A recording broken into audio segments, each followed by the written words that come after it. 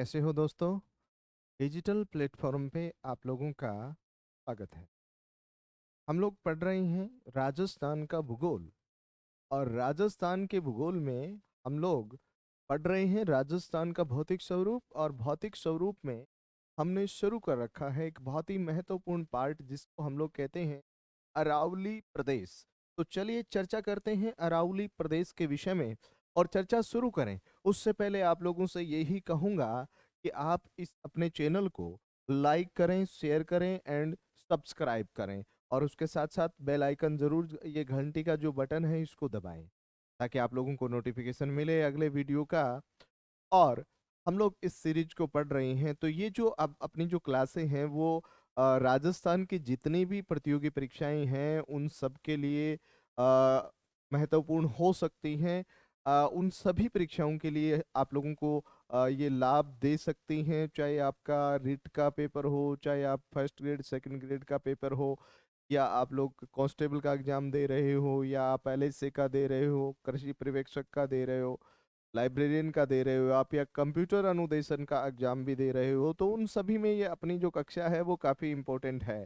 तो आप लोग इस कक्षा को आप देखते रहिए, मेरे साथ जुड़े रहिए, अपन लोग यहाँ पे कंप्लीट पढ़ने वाले हैं। ठीक है, तो शुरुआत करते हैं अरावली पर्वतीय प्रदेश की। तो देखिए यहाँ पे शुरू करते हैं अरावली पर्वतीय प्रदेश। तो देखो यहाँ पे हम लोग बात करें तो हमारे सामने आएगा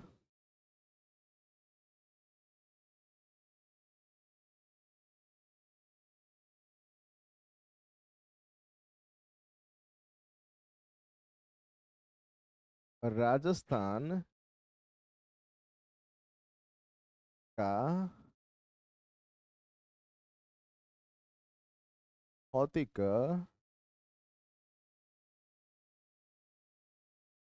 स्वरूप पढ़ रहे हैं। क्या पढ़ रहे हैं बताओ। हम लोग पढ़ रहे हैं राजस्थान का भौतिक स्वरूप, है ना। और इस भौतिक स्वरूप के विषय में अपन लोग चर्चा कर रहे हैं और इसी भौतिक प्रदेश में इसका दूसरा पार्ट पढ़ रहे हैं जिसका नाम है अरावली पर्वतीय प्रदेश। भाई किसकी बात कर रहे हैं बताओ। अरावली पर्वतीय प्रदेश की बात कर रहे हैं। देखो यहाँ पे पॉइंट नंबर 2 चल रहा है अरावली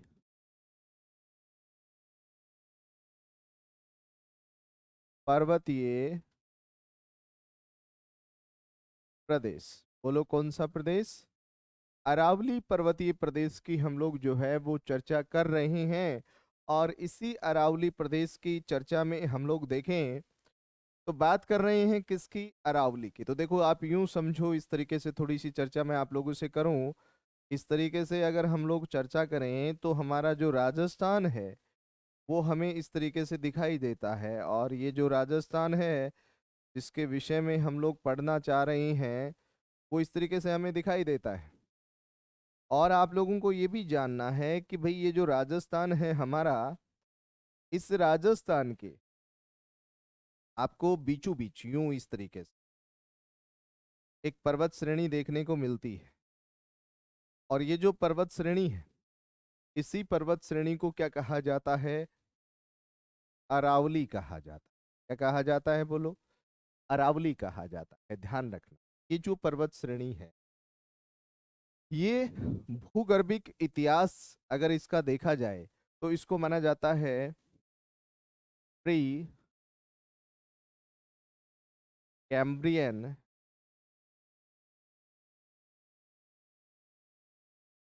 कल्प से संबंधित मानता है। कौन से इसको हम लोग मानते हैं प्री कैम्ब्रियन कल्प से संबंधित मानते हैं।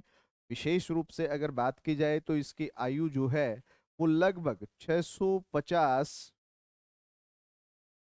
मिलियन वर्ष वर्ष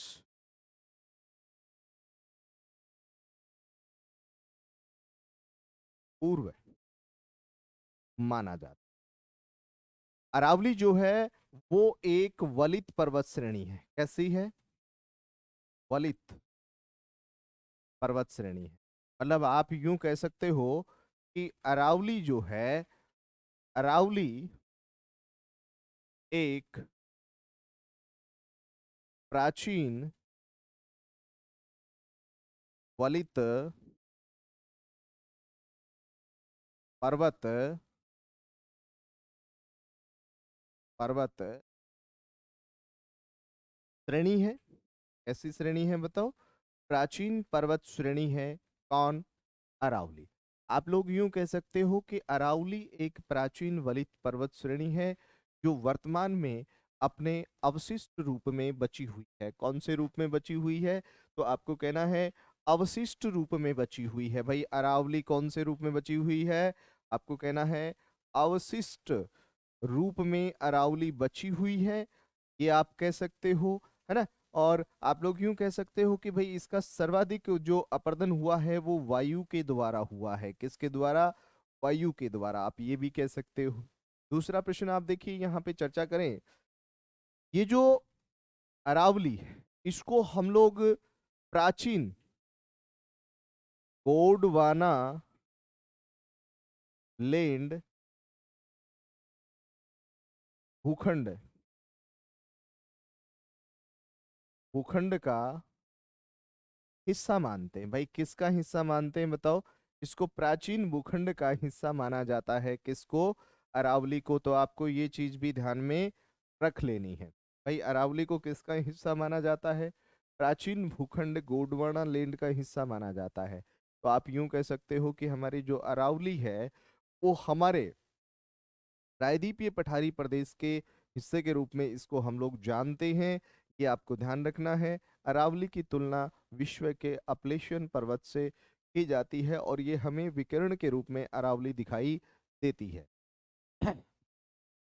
अब देखिए, अरावली की अगर हम लोग शुरुआत की बात करें तो खेड़ ब्रह्म खेड़ ब्रह्म, और ये जो खेड़ ब्रह्म है कहाँ पे है? तो आपको कहना है पालनपुर। और पालनपुर कहाँ पे है? तो आपको कहना है गुजरात से प्रारंभ होती है। भाई कहाँ से प्रारंभ होती है? तो आपको कहना है खेड़ ब्रह्म पालनपुर गुजरात से प्रारंभ होती है। और आगे आप देखोगे सॉरी, हरियाणा पंजाब होते हुए ये दिल्ली, सॉरी, दिल्ली तक विस्तृत है। कहाँ तक? दिल्ली तक। ये ध्यान रख लेना है। और ये हरियाणा में भी प्रवाहित हो, सॉरी, हरियाणा में भी विस्तृत है। कहाँ पे बताओ? हरियाणा। भाई अरावली का जो विस्तार है वो हरियाणा में भी है और दिल्ली में भी। और दिल्ली में को जो है रायसीना की पहाड़ियां कहा जाता है। रायसीना की पहाड़ियां, बताओ कहाँ कहा जाता है? तो दिल्ली में कहा जाता है। तो आपको ये भी समझ लेना है कि अरावली को दिल्ली में क्या कहा जाता है? अरावली को दिल्ली में रायसीना की पहाड़ियां कहा जाता है और इन्हीं पहाड़ियों पे राष्ट्रपति भवन बना हुआ है। तो आपको ये चीज भी क्या रख लेनी है, ध्यान में रख लेनी है। दूसरा प्रश्न आप देखिए, यहाँ पे अगर हम लोग बात करें, अरावली की जो कुल लंबाई है वो मानी जाती है 692 किलोमीटर। कितनी? 692 किलोमीटर इसकी कुल लंबाई मानी जाती है। और ये लंबाई जो है हमारे राजस्थान में जो है आप कह सकते हो 550 किलोमीटर है। और लगभग 80% अरावली जो है वो हमारे राजस्थान में है। कितनी बताओ? 80% अरावली हमारे राजस्थान में है। आप लोग इसको ये भी समझ सकते हो।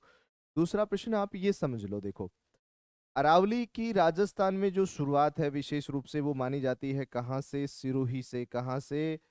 सिरोही। और ये भी कह सकते हो सिरोही में अरावली की सर्वाधिक ऊंचाई देखने को मिलती है, कह सकते हो। अरावली का विस्तार दक्षिण पश्चिम से लेकर के उत्तर पूर्व की ओर है। और ये यहाँ से विशेष रूप से इसकी शुरुआत मानी जाती है कहाँ से? खेतड़ी। और खेतड़ी कहाँ पे है? तो आपको कहना है ये झुंझुनू में है। खेतड़ी कहाँ पे है? झुंझुनू में। ये भी कह सकते हो।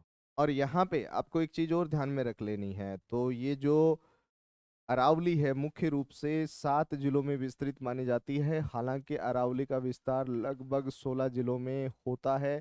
लेकिन अरावली पर्वतीय प्रदेश में मुख्य रूप से 7 जिलों को शामिल किया गया है। बता सकते हो कौन से हैं? तो देखो, एक तो सिरोही है और एक यहाँ पे है उदयपुर। कौन सा? उदयपुर। उदयपुर के बाद में यहाँ पे है राजसमंद। राजसमंद। राजसमंद के बाद में यहाँ पे आ जाएगा अजमेर। अजमेर के बाद में यहाँ पे आ जाएगा जयपुर। जयपुर के बाद में यहाँ होगा दौसा। यहाँ होगा अलवर। ये मुख्य रूप से जो है 7 जिले हैं, लेकिन यहाँ पे आपको एक चीज ध्यान रखना, सीकर झुंझुनू की पहाड़ियों को भी शामिल किया जाता है किसमें? अरावली पर्वतीय प्रदेश में, जो कि आप लोगों को ध्यान में रख लेना है। और ये जो अरावली पर्वतीय प्रदेश है, ये राजस्थान का 9% भूभाग घेरे हुए है। कितना? 9%। और जिसमें लगभग 10% जनसंख्या निवास करती है। जनसंख्या निवास करती है। आपको ये चीज भी ध्यान में रख लेनी है भाई, कितने प्रतिशत जनसंख्या निवास करती है? 10%। क्षेत्रफल कितना है? 9%। आपको ये चीज भी क्या रख लेनी है? ध्यान में रख लेनी है। बड़ा सीधा सा प्रश्न आप लोगों के लिए यहाँ पे बन रहा है। ठीक है, तो देखो, अरावली का विस्तार दक्षिण पश्चिम से उत्तर पूर्व की ओर है। उत्तर पूर्व से दक्षिण पश्चिम की ओर इसकी चौड़ाई व ऊंचाई दोनों बढ़ती जाती है। सिरोही में अरावली को आबुर्द पर्वत कहा जाता है। दिल्ली में रायसीना की पहाड़ियां कहा जाता है। हरियाणा में डोशी पर्वत कहा जाता है। अपलेशियन पर्वत से इसकी तुलना की जाती है, जो कि यूएसए में है। ये कर्णवत दिखाई देती है, या तानपुरा या तंदूरा वाद्य यंत्र जैसी दिखाई देती है। और इसकी सबसे बड़ी विशेष बात है कि ये प्राचीन भूखंड गोंडवाना लैंड का हिस्सा है, और इसको प्री कैम्ब्रियन काल से संबंधित माना जाता है। लगभग 650 मिलियन वर्ष पुरानी है। कौन? हमारी अरावली। यहाँ पे विशेष रूप से प्री कैम्ब्रियन संबंधित चट्टानें देखने को मिलती हैं, या दहली क्रम की चट्टानें यहाँ पे हमें देखने को मिलती हैं। ये भी आपको ध्यान में रख लेना है। इसकी लंबाई लगभग 692 किलोमीटर है कुल। इसका विस्तार राजस्थान में है, गुजरात में है, हरियाणा में है और दिल्ली में है। किसका? अरावली का। अरावली की सर्वाधिक ऊंचाई सिरोही में है, और अरावली की सर्वाधिक चौड़ाई जो है वो उदयपुर में है, और सबसे कम इसका विस्तार अजमेर में माना जाता है। ये भी इसकी एक विशेष बात है। तो अब हम चर्चा करेंगे अरावली पर्वतीय प्रदेश को कुछ भागों में डिवाइड करके। तो इसको मुख्य रूप से 3 भागों में डिवाइड किया गया है, और वो 3 भाग इसके कौन कौन से हैं वो हमें देखने हैं। ठीक है, चलिए शुरुआत करते हैं।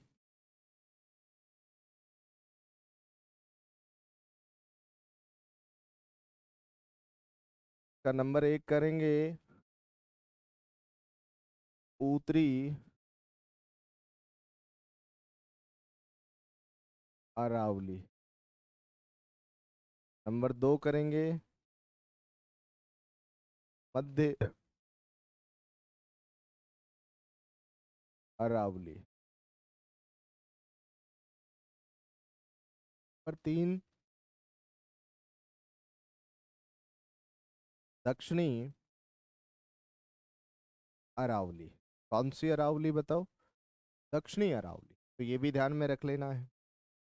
अब देखो, इसको हमें समझने के लिए कुछ चीजें और ध्यान में रखनी पड़ेंगी। जैसे इस तरीके से हम लोग कहते हैं कि ये जो हमारा राजस्थान है का जो मैप है वो इस तरीके से हमें दिखाई देता है।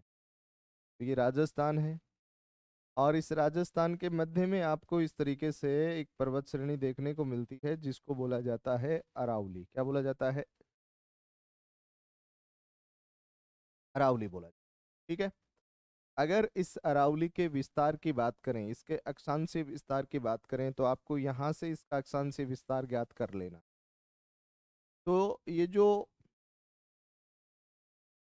अरावली है, विशेष रूप से अगर इसके हम लोग अक्षांशीय विस्तार की बात करते हैं, अरावली से संबंधित इसके अक्षांश के विस्तार की बात करते हैं, तो आप लोग यूं समझ सकते हो 23 डिग्री मिनट उत्तरी अक्षांश से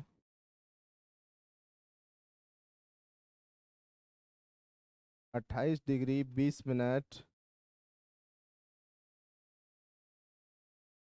उत्तरी अक्षांश माना जाता है। ठीक है, आप लोग ये समझ सकते हो 23 डिग्री 20 मिनट उत्तरी अक्षांश से 28 डिग्री 20 मिनट उत्तरी अक्षांश के बीच में अरावली का स्थिति है। और अगर इसके हम लोग बात करेंगे देशांतरीय विस्तार की, तो वो भी आप लोग जो है ध्यान में रख लेना है। क्या ध्यान में रखना है?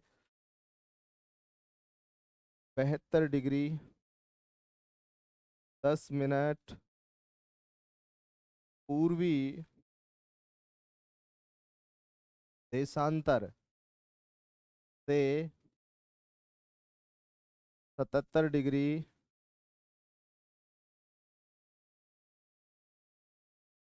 पूर्वी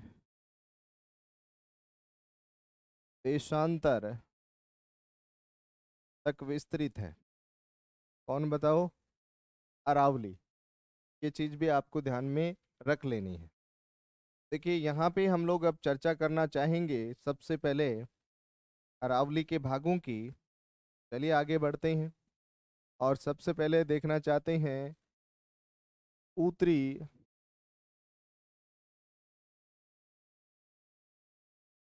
अरावली। ठीक है, अब देखो उत्तरी अरावली की अगर आप बात करोगे, बड़ा सीधा सा प्रश्न आपको इस तरीके से देखने को मिलेगा। ये राजस्थान है और इस राजस्थान में अगर हम लोग बात करना चाहें अरावली के विषय में, तो आप लोग यूं समझ सकते हो इस तरीके से, जो हम लोग हमारे राजस्थान की बात करते हैं वो दिखाई देता है।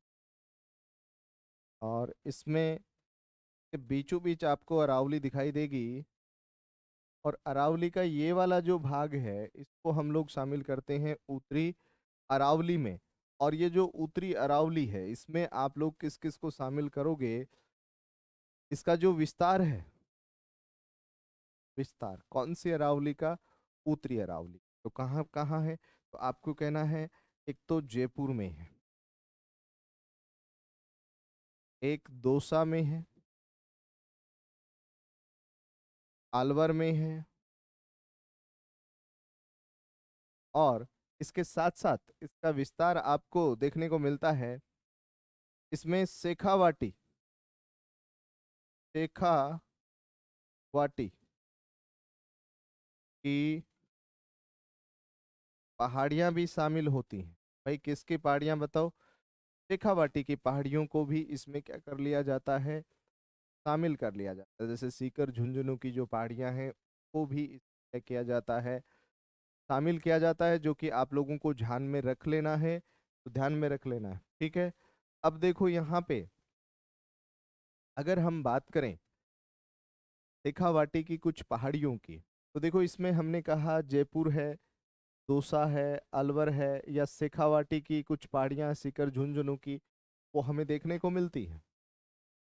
तो प्रश्न आपसे यही बनेगा उत्तरी अरावली की जो सबसे ऊंची प्रमुख चोटियां हैं वो कौन कौन सी मानी जाती हैं? तो पहली तो मानी जाती है कौन सी? रघुनाथ गढ़। कौन सी बताओ? रघुनाथगढ़। और ये कहाँ पे है? सीकर में। और इसकी जो ऊंचाई है 1055 मीटर मानी जाती। कितनी मानी जाती है? 1055 मीटर मानी जाती है। और ध्यान रखने वाली बात यह है, ये ऑलरेडी परीक्षा में प्रश्न पूछा जा चुका है कि उत्तरी अरावली की सबसे ऊंची चोटी कौन सी? क्या कहना है? रघुनाथगढ़ है। और उसके बाद में ये रघुनाथगढ़ कहाँ पे है? सीकर में है। फिर अगर बात करें, एक आती है खो। खो जो है वो कहाँ पे है? जयपुर में है। और खो की ऊंचाई है 920 मीटर। कितनी ऊंची है? 920 मीटर ऊंची है। कौन सी? खो। तो खो जो है वो कहाँ पे है? जयपुर में है। ये भी ध्यान में रख लेना है ना? उसके बाद में देखो, एक आती है भेरांच। और आपको पता होगा कहाँ पे है? अलवर में है। बहरांच कहाँ पे है? अलवर में है। और बहरांच अलवर में है, आपको ये भी ध्यान में रखना है। और इसकी जो ऊंचाई है वो 792 मीटर है। कितनी है? 792 मीटर ऊंचाई है। किसकी? बहरांच की। ये चीज भी आपको ध्यान में रख लेनी है। उसके बाद में अगर हम लोग यहाँ पे चर्चा करें तो एक चोटी आती है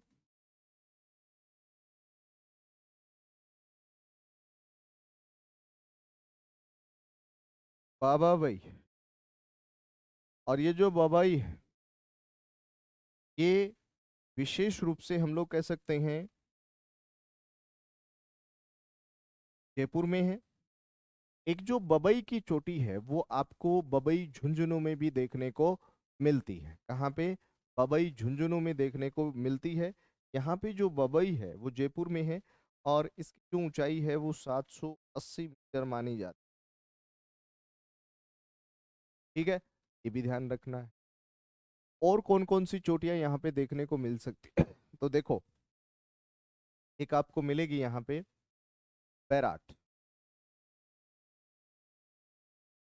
बैराट। और बैराट आपको पता होना चाहिए जयपुर में है। और इसकी ऊंचाई जो है 704 मीटर मानी जाती है। कितनी? 704 मीटर मानी जाती है। तो ये कुछ प्रमुख चोटियां हैं जो आपको ध्यान में रखनी है। और अगर इनका क्रम ध्यान में रखना है तो ऐसे याद रख लो। रखो, हेबा, बैराट। तो ये तो हो गई रघुनाथगढ़, ये हो गई खो, ये हो गई बहरांच, ये हो गई बाबाबई, और ये हो गई बैराट। है ना? तो ये चीज भी आपको ध्यान में रख लेनी है। अब इसके अलावा ऐसी कौन कौन सी पहाड़ियां यहाँ पे देखने को मिलती हैं जो आप लोग और कह सकते हो? तो और भी नाम ले सकते हो, जैसे तेवर की पहाड़ियां। तेवर की पहाड़ियां। तो ये कहाँ पे है? तो आपको कहना है जयपुर में है। तेवर की पहाड़ियां कहाँ पे हैं? जयपुर में। देखो यूं समझ लो, तेवर की पहाड़ियां कहाँ है? जयपुर में है। और इन्हीं पहाड़ियों से हम लोग कहते हैं ताबी नदी निकलती है। कौन सी नदी? ताबी। जबकि सेवर भरतपुर में भी है, जो कि फेमस है सरसों अनुसंधान केंद्र के कारण सरसों अनुसंधान केंद्र के कारण वो फेमस है। आपको ये चीज भी ध्यान में रख लेनी है। उसके बाद में आप लोग यहाँ पे देख सकते हो मनोहरपुर की पहाड़ियाँ जयपुर में है। कहाँ पे है? जयपुर में है। और भी यहाँ पे है नाहरगढ़ की पहाड़ियाँ। नाहरगढ़ की पहाड़ियाँ ये जयपुर में है।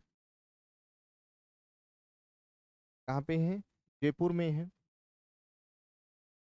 रामगढ़ की पहाड़ियाँ। तो देखो, उसके बाद में अगर आप लोग यहाँ पे देखना चाहो कुछ और, खानगढ़ की पहाड़ियाँ। खानगढ़ की पहाड़ियाँ कहाँ पे हैं? अलवर में है। अलवर में भानगढ़ की पहाड़ियाँ हैं, है ना। और भानगढ़ जो दुर्ग है वो एक रहस्यमय दुर्ग माना जाता है, भूतिया किला भी उसको माना जाता है, ये भी कहते हैं। विशेष दूसरा देखो, यहाँ पे आप लोगों को यहाँ पे उदयनाथ की पहाड़ियाँ भी देखने को मिलेंगी। उदयनाथ की पहाड़ियाँ कहाँ पे मिलेंगी? तो आपको कहना है ये भी क्या है, अलवर में है। और यहाँ पे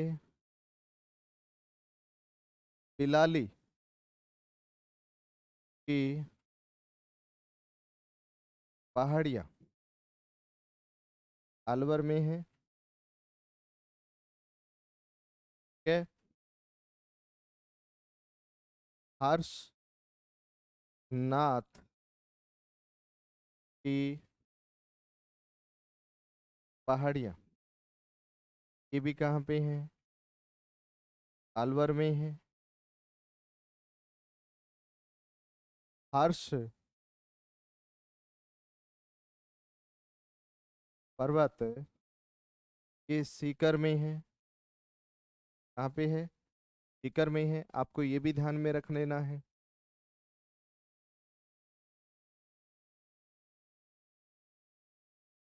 लोहा गरल की पहाड़ियाँ, गरल की पहाड़ियाँ ये जो है झुंझुनू में है। झुंझुनू में है। दूसरा देखो यहाँ पे माल खेत की पहाड़ियाँ, माल खेत की पहाड़ियाँ सीकर में है, है ना। और आप देखोगे जीण माता की पहाड़ियाँ सीकर में है।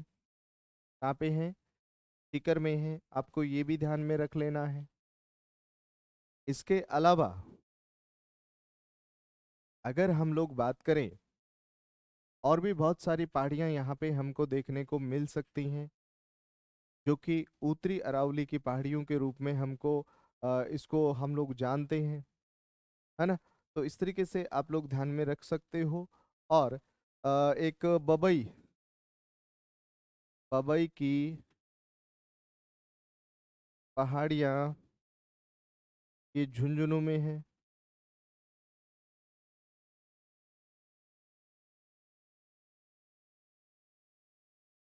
खेतड़ी सिंघाना की पहाड़ियाँ झुंझुनू में है, ये भी आपको ध्यान में रख। तो इस तरीके से उत्तरी अरावली की कुछ पहाड़ियाँ हमको देखने को मिलती हैं, जो कि आप लोगों को ध्यान में रख लेनी। आगे बढ़ें, चलिए आगे बढ़ते हैं और बात करते हैं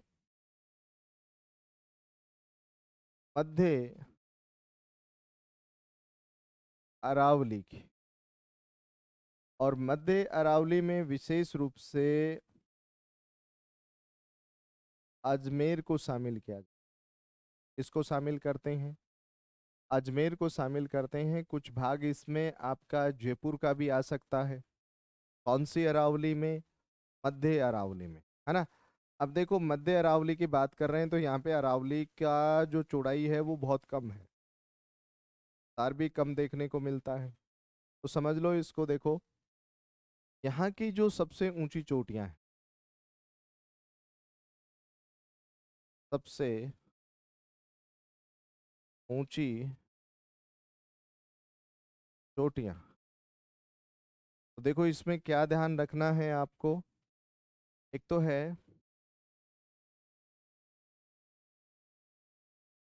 गौरम जी,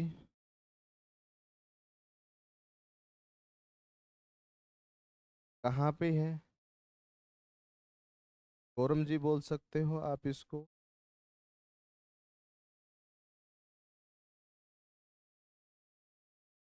क्या मायर जी भी बोल सकते हो?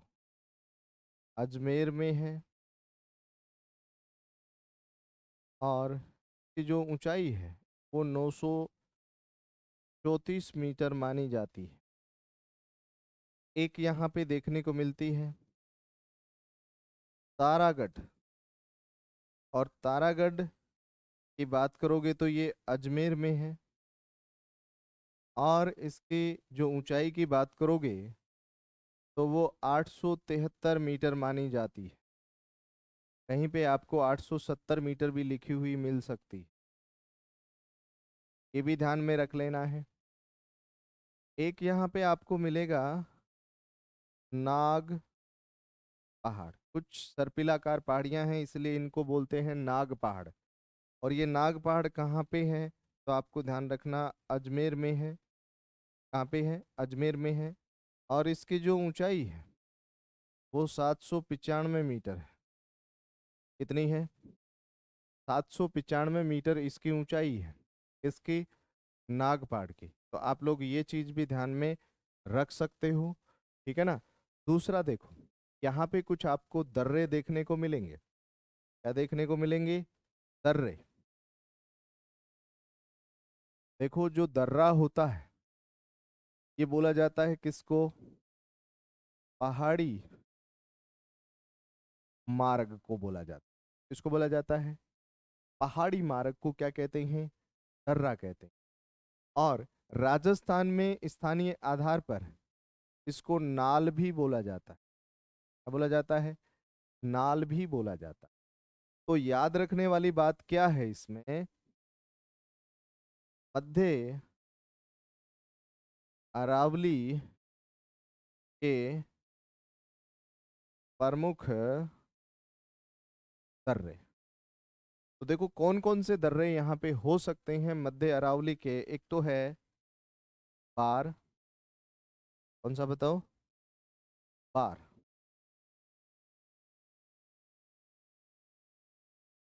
एक है परवेरिया, हरनोद,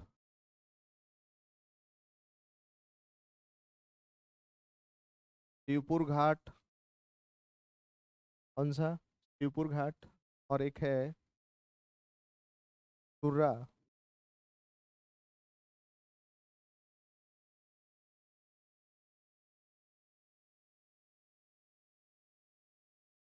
तुर्रा घाट।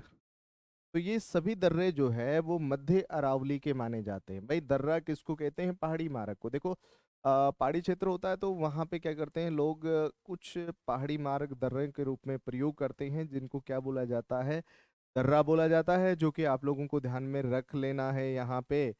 ये भी एक विशेष बात अपन लोग यहाँ पे कह सकते हैं, ध्यान रखने वाली बात है। दूसरा प्रश्न यहाँ पे अगर हम लोग बात करना चाहें तो देखो, आज जो हमने अभी चर्चा की है विशेष रूप से, वो चर्चा की है एक तो उत्तरी अरावली की और एक चर्चा हमने की है मध्य अरावली की। कौन सी अरावली की? मध्य अरावली की चर्चा हमने की है। तो आगे बढ़े तो देखिए, अभी जो हम लोगों ने चर्चा की, आप लोगों ने देखा कौन सी अरावली की बात की है हमने। तो हमने चर्चा शुरू की है अरावली पर्वतीय प्रदेश के बारे में। चर्चा हम लोग शुरू कर रहे हैं, पढ़ रहे हैं। हमने अरावली के 3 भागों में अरावली को डिवाइड किया है और उसको डिवाइड करके हम लोग इसको पढ़ रहे हैं। अगली कक्षा में हम लोग पढ़ने वाले हैं दक्षिणी अरावली को। कौन सी अरावली को?